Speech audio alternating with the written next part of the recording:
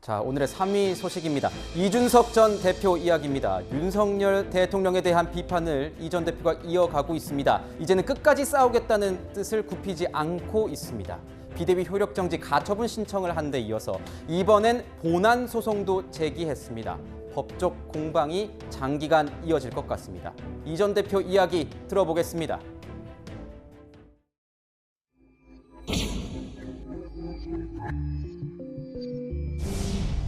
기각이나 인용에 대한 어떤 선제적인 판단에 따른 그런 어떤 고민을 하진 않고 있습니다.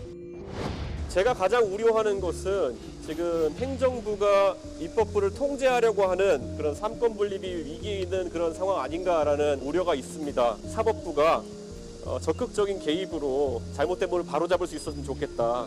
이런 입장을 저는 가지고 있습니다. 저는 그 정당의 많은 불합리한 일들에 대해서 법원이 가처분 신청을 받아들이지 않을 때는 정당 운영의 어쨌든 자율성이라든지 이런 걸 존중한다는 취지로 이야기를 하거든요. 민생당이나 이런 곳에서는 비대위원장에 대한 어떤 가처분이나 이런 것들이 인용된 사례가 있습니다.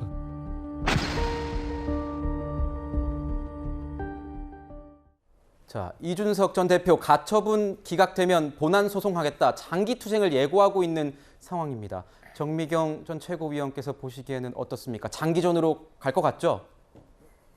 아니 지금 그렇게 할 것 같은 거죠. 그러니까 시작을 했겠죠. 근데 사실은 그 정치인은 국민의 신뢰, 국민의 마음을 얻지 못하면 사실 오래 갈 수가 없는 거예요. 근데 지난번에 윤리위 결정, 이준석 대표에 대한 윤리위 결정이 났을 때 그 이준석 대표가 사실 가처분 할 거라는 그런 예상을 깨고 안 하지 않았습니까? 그때 사실은 이제 자맹하면서 국민들의 마음을 잠깐 얻었었어요. 왜냐하면 이제 동정 여론도 있고. 그때 그 마음, 국민들이 어떤 경우에 그 나를 지지해 줬는지에 대해서 그 초심의 마음을 잊으면 저는 안 될 것 같아요.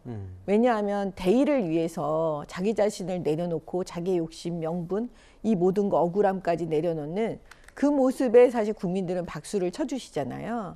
그러니까 이제 그런 부분들에 대해서 다시 한번 생각해보고 길게 보고 가야지 이렇게 당 자체를 더 혼란스럽게 만드는 거에 대해서 저는 지금이라도 계속 멈춰야 한다고 제가 말씀드리고 있거든요. 그렇군요. 이준석 전 대표 어제 이어서 오늘도 패러디를 했습니다. 오늘은 누구를 패러디했을까요? 직접 확인해 보시죠.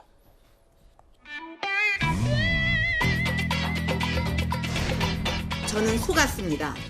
국민도 속았습니다. 대통령께서 제가 인식하기로는 굉장히 이제 좀 통 큰 이미지 이런 게 강조되다 보니까 뭐 저런 거는 당연히 우리가 털고 갈 수 있겠지라는 생각하고 있었는데 그게 아니었던 것처럼 되니까 당황스러운 것이고 그래서 이제 여기서 할 수 있는 말은 인용하자면은 국민도 속은 것 같고 저도 속은 것 같아요. 그 부분은.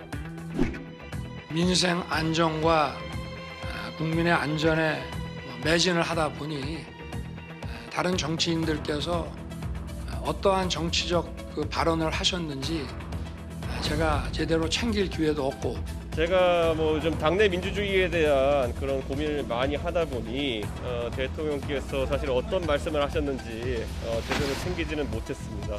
불경스럽게도. 예. 자, 어제 보면은 저희가 전해드렸습니다. 윤석열 대통령의 이 발언을 패러디한 데 이어서 오늘은 박근혜 전 대통령을 이 발언을 패러디를 했습니다. 이동민 의원께서 보시기에는 이거는 다분히 뭔가 누군가를 겨냥한 이런 발언 같지요? 어떻게 보십니까? 이런 전략. 국민도 속고 저도 속았습니다 이렇게 얘기하는데 저도 속은 것 같습니다. 청년 정치를 기대했는데 내가 기대했던 청년 정치인 건가?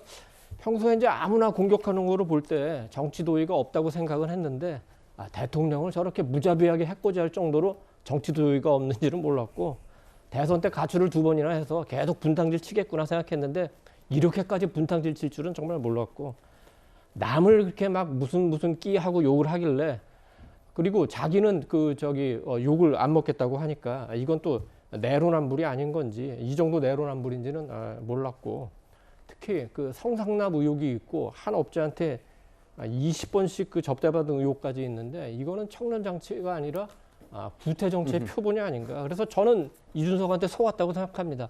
우리 국민 여러분은 뭐 이준석한테 속았다고 생각하는지는 제가 모르겠습니다. 이준석 전 대표가 요즘 하는 행동을 보면서 그 영화 네. 하나가 생각이 나는데 2005년에 나온 시티 오브 갓이라는 영화가 있습니다. 갱들이 그 총싸움을 하다가 총 하나가 10살 먹은 어린이한테 가는데 여기저기 총질을 해댑니다. 마을이 굉장히 시끄러져요. 그래서 인격이 성숙되지 않은 사람, 정치적으로 균형 감각이 없는 사람이 큰 권력을 가졌을 때 얼마나 위험해질 수 있는가 이거를 보여주는 그 영화라고 생각합니다. 네, 이준석 전 대표에 대한 이런 입장은 여러 가지가 있을 수 있다는 점 말씀드리겠습니다.